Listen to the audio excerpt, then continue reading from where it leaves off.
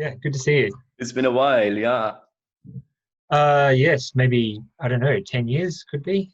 I suppose it was in Portugal last time we met, Okay, so that was 7 years. 7 years ago. Yeah. Yeah. Thanks for accepting my invitation, Ian. I'm trying to start recording. I suppose I've already started. So, Ian, I start with a brief introductory note about you for the audience. Okay. So, Ian Buchanan is an Australian cultural theorist, currently serving as a director of the Institute of Social Transformation Research based in the University of Wollongong. He's published works on Michel de Certeau, Gilles Deleuze, and Frederick Jameson. Buchanan is the founding editor of the Deleuze Studies Journal, as well as a number of important book series dedicated to the works of Gilles Deleuze. Buchanan has written extensively on Deleuze. I mean, he has co-authored as well as edited books, but you've written like 2000 Michel de Certeau, Cultural Theories, and again 2000 Deleuzeism, a meta-commentary, Duke University Press. 2006 you've written Frederick Jameson, Life Theory, and 2008 Deleuze and Guattari's Anti-Oedipus, to name but a few. You have been recently, as far as I know, you have been recently interested in the question of biopower and biopolitics. What brought you there, Ian? So I just finished a book called Assemblage Theory and Method, which I had been working on for a long time. And I was kind of interested in how the concept of the assemblage might be applied to contemporary cultural studies. And as part of that, I began to think about Deleuze's essay on control society, which is a kind of engagement with Foucault's concept of biopower as well. And so it seemed kind of logical to then explore biopower in more detail. And so I'm now writing a book that's tentatively going to be called Cultural Theory in the Age of Biopower. Mm-hmm. So is the chapter you sent me a part of that book? Yes, it's a kind of a version of what will probably be the first chapter. Mm-hmm, mm-hmm, mm-hmm. So I start with the first question, actually. So meanwhile, we try to elaborate what you conceive of biopower and politics, especially in relation between Foucault and Deleuze. I mean, what's interesting for me is that Deleuze wrote in 1986 the book on Foucault, which was focally on discipline and power and archaeology of knowledge. And then in 1990, he published that postscript to Societies of Control. There, I mean, in defining the new strata implied in societies of control and the shift from the disciplinary society, Deleuze believes that surfing can be seen as a paradigm. However, it does not necessarily make the disciplinary form obsolete, but a new strata is added to that. Can we say that this new strata is more definable in terms of affects and emotions, especially because our emotions move us and make us surf from one spot to another? I mean, can we think of like affects actually as playing the integral role in that regard? Yeah, look, it's a difficult question to answer. I mean, I think that the kind of surfing analogy was kind of amazingly prescient, because it was some years later that people began to talk about surfing the internet. So when he first said that, the idea of surfing as a way of thinking about contemporary society was really hadn't really been thought of. It was confined to just people at the beach. I think that what Deleuze is saying is that, and Foucault is already saying this too, that disciplinary society kind of came to an end in the 19th century, and it began to be replaced by what Foucault initially calls biopolitics. Sometimes he wants to call it anatomopolitics. Sometimes he calls it biopower. And I think sometimes you could even say that the word governmentality is just simply another word for biopolitics. Right. And really what he's saying is that a new bureaucratic form of the state appears in the 19th century, and that its model of power is no longer conditioned on structures of obedience and conformity in the way that the disciplinary powers were. And that this is a mode of power that's interested in, he talks about it in terms of optimizing life, but really what he means, I think, is that this was a mode of power that was adequate to the needs of rapidly growing industrial capitalism. And so the old models of discipline were not sufficient for managing large-scale factories, both in terms of managing the people, but also in terms of managing the inputs and the outputs, in terms of thinking about large-scale markets and so forth. So new ways of government came into being during this period. And I think we kind of tend to think of Foucault as not having very much of a Marxist sensibility. And certainly he always is kind of a bit ambiguous in his relationship to Marx. But it's quite clear from the lectures around society must be defended and so forth that there's very much a Marxist sentiment to this, that there is a kind of concept about labor and labor power and so forth that is coming through there. And is it here that your conception of power, biopower, biopolitics is not exactly the same as what Esposito or Agamben or even Frederick Lorton has? Yeah, I mean, Esposito is, I think, his view is very much to take it back to the sort of the origins of the term. So he connects it to notions of eugenics, really, I think, in lots of ways. And he's very much concerned with the kind of medicalization of the body. But I think that was only a very small part of what was interesting to Foucault. I mean, Foucault kind of makes a distinction between biopolitics and biopower, and it's not clear which of those two words he would have favored. I mean, he basically died before he could figure all this out. But biopower he begins to talk about with respect to like nuclear power. And so biopower is a mode of power in which, as he says, that the power kind of exceeds the capacity of the managers.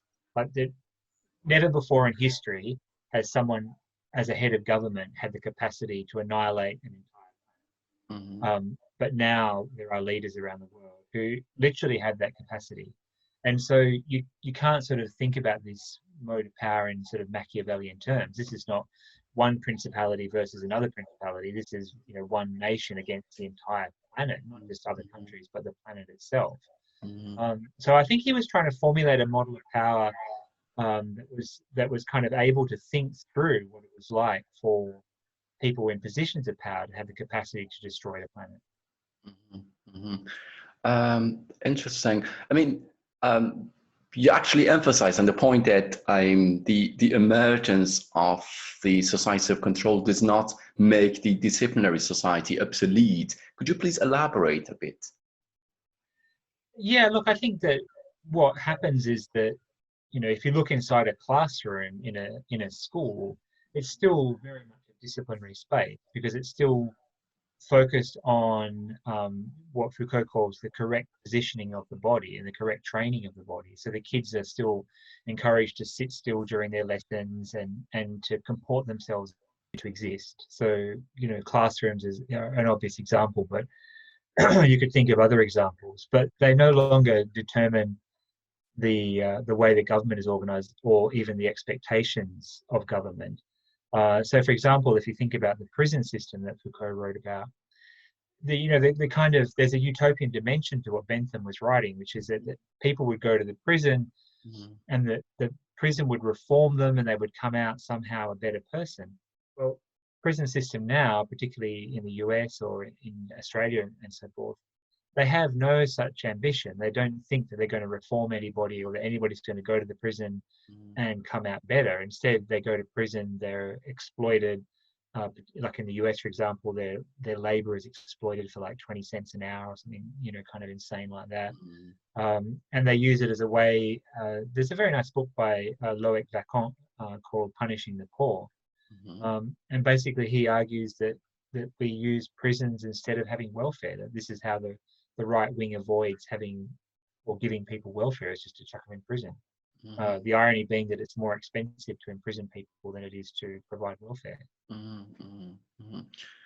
Uh, in what was really interesting for me was that uh, I mean in order to conjoin, in order to bring together, to breach a Foucauldian understanding of power and the Deleuzian uh, understanding of power, especially in the post-scriptus societies of control, you actually focus, correct me if I'm wrong, on the fact that population is actually the main point. I mean, you're avoiding this conceptualization of body as is represented in the usually in the Marxist point of view. How do you explain why population is important? Well, I mean, it's Foucault who says that population is important. Uh, and so basically, what he says is that the shift from discipline to control is a shift from a focus on the body to a focus on the population. Mm, But the population is abstract. I mean, it's probably something that we think about a lot more now than mhm, we would have in Foucault's time. mhm, Um, but now we would think about it in terms of algorithms and mm, mega data. When mhm, people talk about mega data, really what they're talking about is populations. And so what they're interested in is not what does one person do or what does 10 people do, but what do a million people do. mhm, mhm, And the kind of mega data that people or corporations like Google or Facebook or Microsoft, the sort of mega data that they have is literally hundreds of millions of people. mhm, And so that there you're talking about a population, you're not talking about individuals. And I think Foucault was well ahead of his time in understanding that there was this shift towards thinking in this sort of mega data sense. mhm, And as he points out, that the very word statistics derives from the French word for state, and mhm, so already it's a state form of mathematics. But the other thing that was really interesting to me about that is that if you look at Deleuze and Guattari's discussion of Darwin in A Thousand Plateaus, again, what you have is a discussion of population. And their idea of molar and molecular is really mhm, a way of mhm, trying to mhm, think about population as a kind of dynamic mhm, entity. So I think one could say that molar and molecular is a kind of addition to Foucault's idea of the population. mhm, mhm.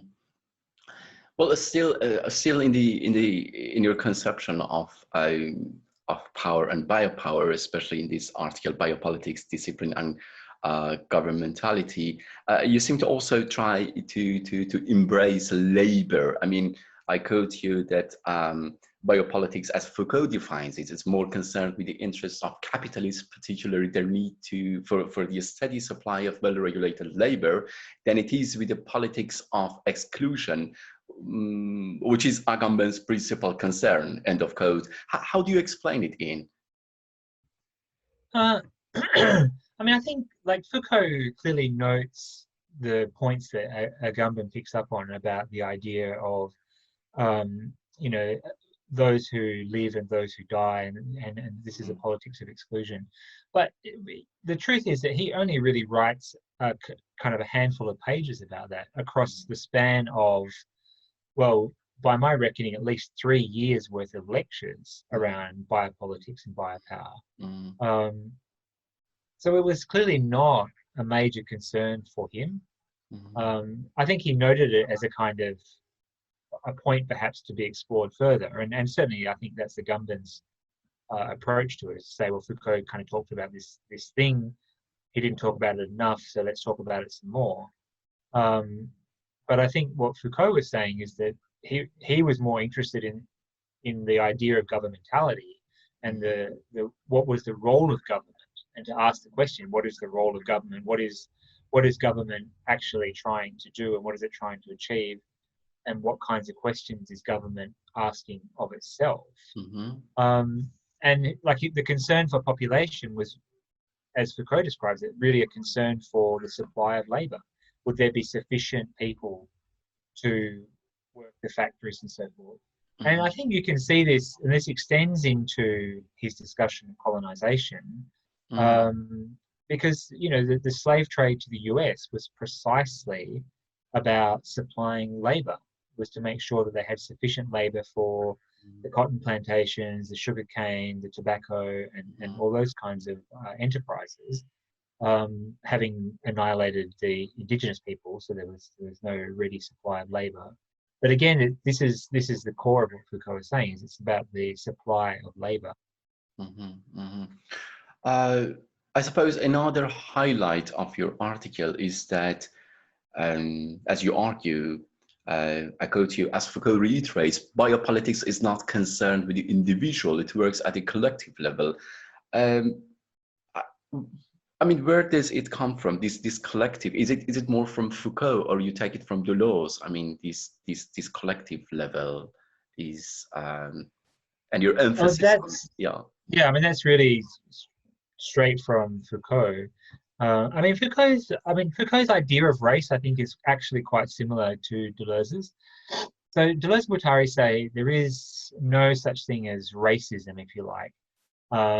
Rather, there is the perception of the other who should be like me, but is not. And that's kind of a problem. What Foucault says is that as we move into this period of biopower, the conception of race starts to change, because initially race was thought of as the other who was my enemy. And that was seen as a struggle between states, a struggle between nations, and so on. Right. But as colonization takes effect, and something like the British Empire has control of this vast area, it no longer has enemies. Like, it no longer has enemies that are states or nations or viable warring opposition. So now he says that race starts to undergo a transformation.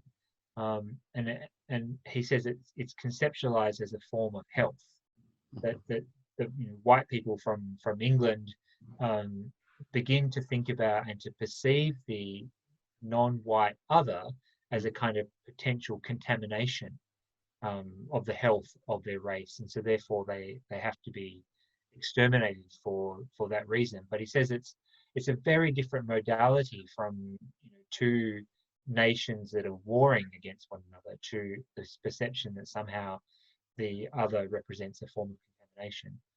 And I think probably it's the case that mode of racism still exists today, and can still be used, I think, to explain and to understand the resistance to multiculturalism and the persistence of a sort of intersectionality, particularly in settler countries like Australia or Canada or the US.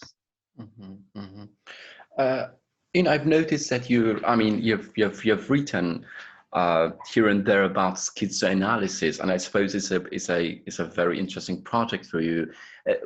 Where does it stand in relation to this conception of power, like schizoanalysis and power and biopower? Or could you please elaborate for the audience a bit on schizoanalysis? Where does it come from? Right.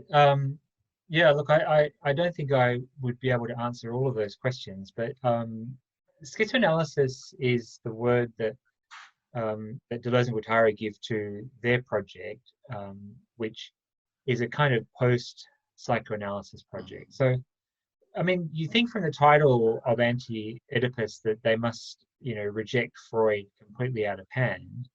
But in fact, that is not really the case. I mean, they reject aspects of Freud, but they don't reject Freud out of hand. So they certainly accept the idea of the unconscious. They recognize that there is an unconscious. They accept the idea of a kind of libidinal impulse. But what they reject is the idea that the model of Oedipus, it can be thought of as the framework for understanding the unconscious. They sort of reject that completely, and instead want to theorize it in terms of machines, as opposed to, they call Freud's analysis a sort of a theater. They say that Freud presents all the functionings of the mind as though it's some kind of a theater that we're just watching and treating like a drama, whereas in fact the mind functions more like a set of machines that are kind of interconnecting with one another. And so schizoanalysis then really arises out of Guattari's own work with people with schizophrenia. So he was working in a private asylum where schizophrenics were housed, and he worked with them, but he also had private patients as well. Mm-hmm. So it was his attempt to develop a form of psychotherapy appropriate to schizophrenics. And bear in mind, Freud said that schizophrenics are basically untreatable. Mm-hmm. And they're untreatable because and he never quite says this, but they're untreatable because their illness is not neurotic. It's not the product of anxiety. You can't trace the illness back to a point of origin and say, oh, this is the reason why you're thinking that. Right. Now you'll feel fine. It's an organic kind of illness that has its own vitality, if you like. Mm. And so Guattari's approach was, well, there is no going back. Past the schizophrenic break, there's no going back to some mythical moment before. You don't cure people of schizophrenia.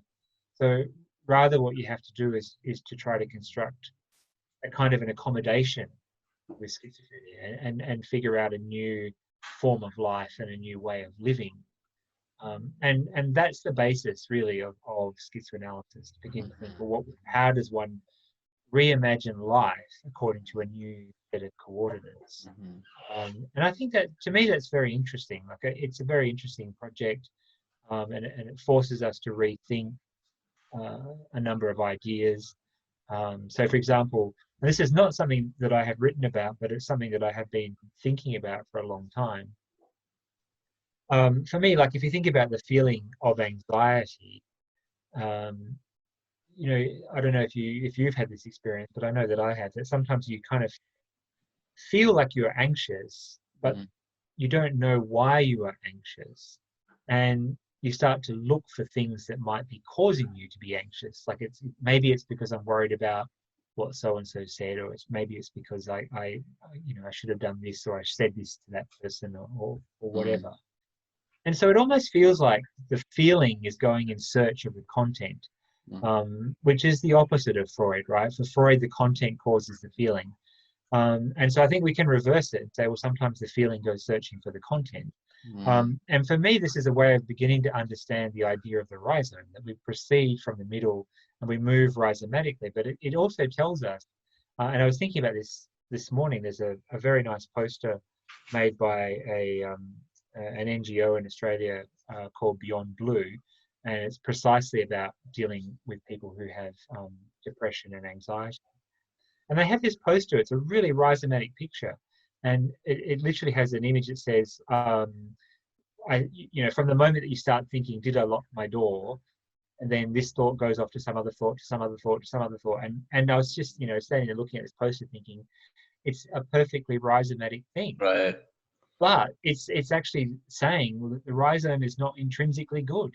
And I think that's what's really missing from a lot of the secondary readings of Deleuze and Guattari, is that they're not saying that the rhizome is intrinsically a good thing. They're saying that the rhizome is a way by which the mind operates. But sometimes that means that the mind is overproductive, it's flying off in all directions, and it causes people anxiety. That's what anxiety looks like, this highly rhizomatic. And likewise the schizophrenic, highly rhizomatic mind, brains firing in all directions, making all kinds of connections that it shouldn't perhaps be making, and so on. So what they wanted to do was to understand that not as an aberration of the mind, but to see it as the capacity of the mind, and think, well, if we recognize that that's the capacity of the mind, that's how the mind can function, then could we use that to develop a different kind of therapy? Right, and it would be a therapy that was not directed at trying to correct them. Right. And there's, so, like, could you say automatically that psychoanalysis and schizoanalysis, they entail two different forms of power? Two different definitions of power. Yes, I think so. I think that the model of power in psychoanalysis is very much tied to notions, or has been tied to notions of pleasure and notions of satisfaction. And certainly, if you think of Zizek's uptake of Lacan and so forth, then he's very much concerned with this idea that what happens with desire is that it kind of gets lured into desiring the lack, and this kind of eternal dissatisfaction, and that's sort of how power operates. But I think, the Deleuze and Guattari model is actually a much more affirmative understanding of desire, which is that, people, as they say, people desired fascism. And it's really clear, I think, at the moment, as we're watching the lead into the 2020 election in the US, which I think, thank God, it looks like Trump will not win. But I mean, not for lack of trying, and he's going to suppress the voters and everything. But just to see the people who are coming out in support of Trump, they're like, what possibly could they be seeing in him that the rest of us are somehow missing? And you have to sort of see that as an affirmative form of desire. This is something they actively desire. They're not deceived. Like, how could you be deceived by Trump? Like, I can't imagine anybody stupid enough to be deceived by Trump. He is blatantly what he is. Like, an absolute liar. Just, he's sexist, racist. He's obviously stupid. It's hard to believe anybody could be deceived by that. Right. I mean, back to the questions like regarding postscripts on societies of control. Could we regard that the more a society is progressive or technological, especially because you talk about Facebook, for example, the more they are inclined to be depicted as control societies? I mean, could we imagine that like the difference between the US and Iran would be probably defined in terms of the difference between controlled society and disciplinary society? Could we go that far? Yeah, I mean, one of the things that I talk about in my paper is the way that the two modes of power. So discipline is premised on the idea of a kind of, in Trump's language, to build a wall. Like, it wants to create an enclosed space. And Iran, as I understand it, and it's a very limited understanding, but Iranian politics is very much premised on the idea of, creating an iron wall around Iran and trying to control everything within that, and the things that it can't control, it excludes. Whereas America, by contrast, is what I would call a sort of a model of open capture. Like, you're kind of free to run around and do whatever the hell you want in America. That, freedom is the sort of the absolute catch cry of the whole country.